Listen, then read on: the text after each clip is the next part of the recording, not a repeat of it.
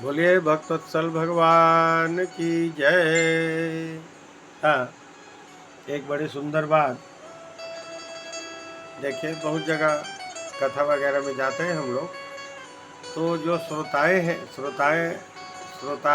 हैं, वो सब हमसे पूछते हैं कि आचार्य जी, ये तुलसी है, इसको शिव जी में चढ़ाने का शास्त्रों में कुछ नियम है कि नहीं है। तो जो मैं गुरु जी से, पिताजी से और विद्वानों से प्राप्त किया हूँ, अपने से बड़ों से, वो आप लोगों के सामने रखता हूँ। अच्छा लगे तो मान जाना, न लगे तो आपकी इच्छा है भाई। तो यत कंठे तुलसी नास्ति तेन रामुण मानसा अन्नम विष्ठा जलम मूत्रम पीयूषम रुधिरम तथा। यत कंठे तुलसी नास्ति, जिन ऐसे मनुष्यों के गले में तुलसी नहीं है, इस प्रकार से ते नरा मुणमानसा। अब उनको क्या कहें, शास्त्र जो कहता है वही सही। बोलिए भक्तवत्सल भगवान की जय। और अन्नम विष्ठा जलम मूत्रम पीयूषम रुधिरम तथा, उनकी जो शरीर है वो न स्वयं का कल्याण कर पाता है न किसी का। यदि अन्न खाए तो विष्ठा हो जाता है, जलम मूत्रम, गंगा का जल भी पिए तो मूत्र बना करके अपवित्र कर देता है, और रुधिरम पीयूषम रुधिरम तथा अमृत भी पिए तो खून में मिल करके बेकार हो जाता है। एक हिसाब से देखें तो मल विष्ठा बनाने की फैक्ट्री ही उनकी शरीर होता है। अब कुछ आगे बढ़े, लिखते हैं उसमें, पूजनान्तरम विष्णोर्पितं तुलसी दलम भक्ष्यद्देह शुद्ध्यर्थम चांद्रायणम शताधिकम। पूजनान्तरम विष्णोर्पितं तुलसी दलम, पूजन के अंत में जो भगवान विष्णु को अर्पित तुलसी का दल ग्रहण कर लेता है, भक्षण करता है देह शुद्ध्यर्थम, उसका देह शुद्ध हो जाता है। चंद्रायणम शताधिकम, 100 से भी अधिक चांद्रायण व्रत करने का फल उसको प्राप्त होता है। इतना सुंदर है। जब भागवत या सत्यनारायण की कथा हो जाती है तो उस समय में हम लोग सबको प्रसाद जो बांटते हैं तो तुलसी का ही प्रसाद देते हैं, क्योंकि लड्डू हो, सेव हो, केला हो, किसी को दे दें तो श्रोता लोग मन में भ्रम करते हैं कि महाराज जी इनको केला दे दिए, सेव दे दिए, इसलिए उसको समिति वालों को, संस्था वालों को दे देते हैं। और हम स्वयं सबको एक नज़र से तुलसी दल के प्रसाद देते हैं।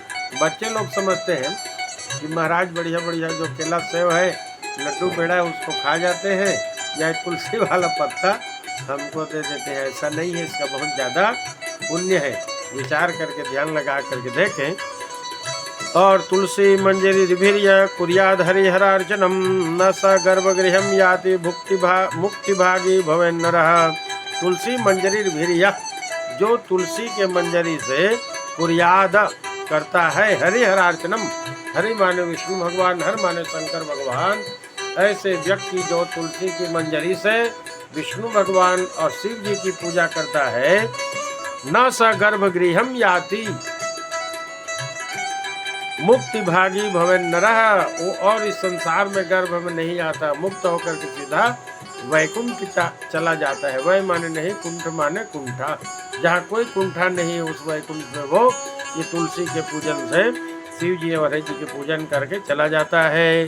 अब लोग बात कहने लगे कि तुलसी मंजरी भीर यह, ये लोग भी इधर नहीं तो इधर कान पकड़ने को लगे रहते हैं। मंजरी की बात कहा है महाराज, तुलसी दल नहीं कहा है। आइए आगे बढ़े। तुलसी कानने चैव गृहे यश्चातिष्ठते तदगृहे तीर्थभूतैः यान्ति यम किंकरा। जिसके घर में तुलसी का पौधा रहता है या कानन जंगल रहता है, वहाँ पे जो बैठते हैं उस तुलसी के सब के बीच में, तदगृहे तीर्थभूतैः याति यम किंकरा, उसको साक्षात तीर्थ ही समझे। वहाँ भी या यम दूत लोग नहीं आते, तो कहते यम के दूत नहीं आएंगे वह अमर हो जाएगा। अरे यम के दूत नहीं आएंगे, धर्मराज के दूत तो आएंगे वैकुंठ स्वर्ग ले जाने के लिए। ऐसे ऐसे तो श्रोता है विद्वान। तो अब देखिए जरा मार्मिक बात, लिंगमभ्यर्चितं दृष्ट्वा प्रतिमं केशवस्य च तुलसी पत्रनिकरैर्मुच्यते ब्रह्महत्या। लिंगमभ्यर्चितम, यदि कोई आ जाए और अपने घर में, हमारे घर में कहीं पे शिव की लिंग को पूजा किया हुआ हो, लिंगमभ्यर्चितम दृष्ट्वा, जो लिंग का पूजा हुआ हो उसको देख ले, या प्रतिमम केशवस्य च, केशव भगवान श्री कृष्ण राम विष्णु की प्रतिमा को तुलसी पत्नी क्रैर्मुच्यते ब्रह्महत्या, और कोई तुलसी पत्र उसमें चढ़ा दे तो देखने वाले के ब्रह्म हत्या का पाप नष्ट हो जाता है। तो वो पूजन करने वाला है उसका कितना पुण्य होगा उसको तो भगवान जाने भाई। लेकिन ये लोग कहाँ से पढ़ लिए हैं, समझ लिए हैं, अब मेरी जानकारी समझ में तो नहीं है, अल्प बुद्धि में, अब भगवान जाने।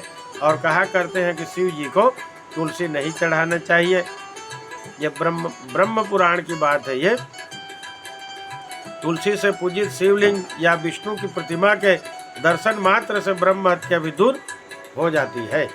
अब यहाँ अतिशयता बताते हुए कहते हैं त्यक्त्वा तु मालती पुष्पम पुण्यान्यन्यानि च प्रभु गृह्णाति तुलसी शुष्कामपि परिष्विता प्रभु। पद्म पुराण में एक और मालती आदि की ताजी फूलमालाएं हो और दूसरी ओर बासी तुलसी हो तो भगवान बासी तुलसी को ही अपनाएंगे। अपामार्ग तलम पुष्पम तस्मात् भृंगरजस्य च तस्मात् च खदिरम श्रेष्ठम समीपत्रम ततः परम दुर्वापत्रम ततः श्रेष्ठम ततश्च कुशपत्रकम बिल्वपत्रादपि हरे तुलसी पत्रम उत्तमम। पद्म पुराण में भी लिखा है कि शास्त्र में भगवान की पूजन में फूल पत्र चढ़ाने का एक से एक नियम है। इसमें तुलसी की सर्वातिशयता बताई गई है, जैसे कि चिचड़े की पत्ती उससे बढ़िया भंगरैया की पत्ती अच्छी मानी गई है, उससे अच्छी खैर, उससे अच्छी समी, उससे अच्छी